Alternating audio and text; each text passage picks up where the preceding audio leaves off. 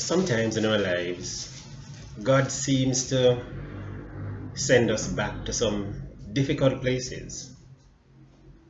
I'm thinking of the story of Hagar, how she gets pregnant for Abram, and the relationship between herself and Sarah falls, and the tension is now building in the home.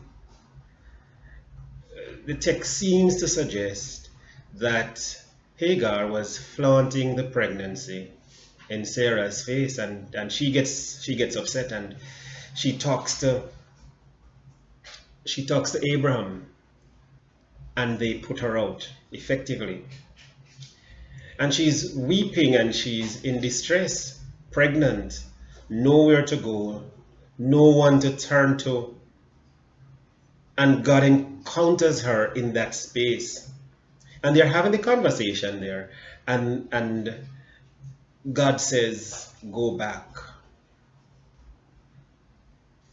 I think the therapists, the psychologists, and the counselors perhaps would wonder, what is God doing? Why would God send back a young woman to a place that seems to be that of abuse, where she was being hurt, where it seemed that she was being put down? But there in that situation, what seems to be a space in which she was going to be hurt more, God sends her back. And sometimes that's what our faith is about, that God sends us back to some difficult places. Sometimes we have a notion of Christianity that God is going to protect us from the difficulties, and God is going to keep us out of harm's way, and God is going to make things easy. But that's not the God of the Bible. He does take us through some difficult places. The part of the reason why he does it is for our own good, because he is committed to us being transformed. And a critical part of that transformation is self-denial. Self-denial very often means that the thing we want is not the thing that we get.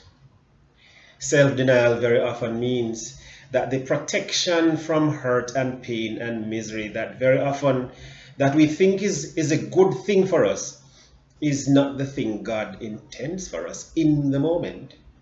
So God sends her back. If we're going to be Christians any at all, we are going to have to practice the discipline of self-denial.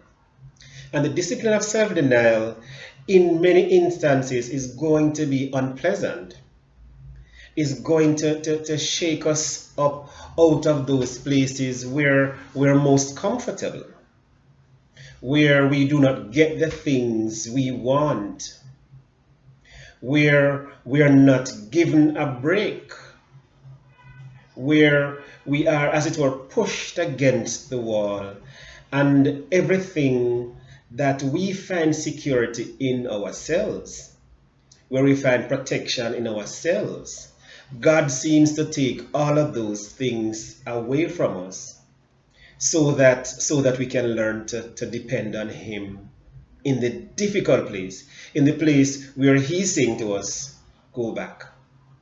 So this young woman is sent back to the place where she was being crushed, to the place where she was being broken. This young woman is sent back to the place of difficulty because God says so. What is it that God is sending you back to? What is that difficult place that God is taking you through because he wants it so for his purpose? Perhaps the reason may be that he's training us in godliness, and he's training us in holiness, and he's training us in right living and in righteous living. Where is God taking you? How are you responding to that word that God says to you?